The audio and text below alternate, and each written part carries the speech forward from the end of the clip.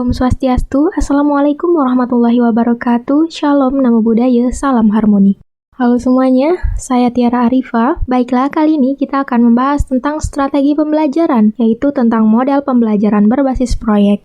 Apa itu pembelajaran berbasis proyek? Salah satu ahli sih menyebutkan bahwa pembelajaran berbasis proyek itu adalah model pembelajaran yang menggunakan proyek atau kegiatan sebagai media. Peserta didik melakukan eksplorasi, penilaian, interpretasi, sintesis, dan informasi untuk menghasilkan berbagai bentuk hasil belajar. Peserta didik belajar dengan terlibat dalam proyek-proyek dunia nyata dan setiap aspek perubahan pengalaman mereka. Pembelajaran model ini juga menyebabkan pergeseran peran guru tidak lagi sebagai ahli penyampai konten atau hanya membagikan informasi dalam potongan yang kecil. Penerapan model pembelajaran ini dapat menjadikan suasana pembelajaran di kelas menjadi jauh lebih hidup dan menyenangkan, sehingga peserta didik lebih bersemangat dalam belajar dan lebih peka terhadap lingkungan, dikarenakan mereka lebih aktif dalam belajar, menghadapi kondisi real dalam kehidupan, dan menghasilkan produk atau karya tidak sebatas pada menghafal teori atau menerima informasi saja. Pembelajaran berbasis proyek memiliki beberapa prinsip. Yang pertama, ada sentralistis. Dalam prinsip sentralistis menegaskan bahwa kerja proyek adalah esensi dari kurikulum. Peserta didik belajar konsep utama dari suatu pengetahuan melalui kerja proyek. Jadi, kerja proyek bukan artifisial atau tambahan dan aplikasi praktis, melainkan merupakan sentral dari kegiatan pembelajaran di kelas.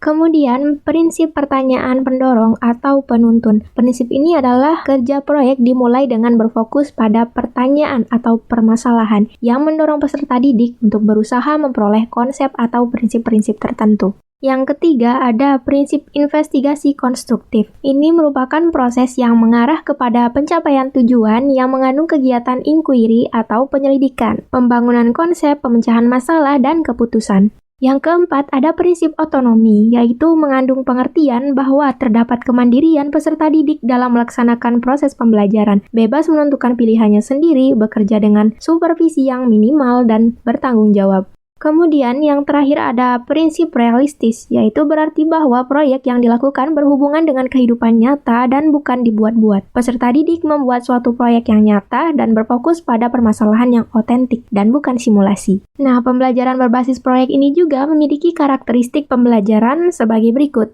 Peserta didik membuat keputusan tentang kerangka kerja, lalu adanya permasalahan atau tantangan yang diajukan kepada peserta didik. Lalu peserta didik mendesain proses untuk menentukan solusi atau permasalahan atau tantangan yang diajukan. Dan peserta didik juga secara kolaboratif bertanggung jawab untuk mengakses dan mengelola informasi untuk memecahkan permasalahan. Dan proses evaluasi dijalankan secara kontinu. Peserta didik juga secara berkala melakukan refleksi atas aktivitas yang sudah dijalankan. Lalu di produk akhir, peserta didik dalam mengerjakan proyek dievaluasi secara kualitatif. Serta situasi pembelajaran sangat toleran terhadap kesalahan dan perubahan. Baiklah, itu tadi tentang pembelajaran berbasis proyek. Sekian yang bisa saya sampaikan. Terima kasih telah menonton video ini. Om Santi Santi Santi Om. Assalamualaikum warahmatullahi wabarakatuh. Shalom, Namo Buddhaya, Salam Harmoni.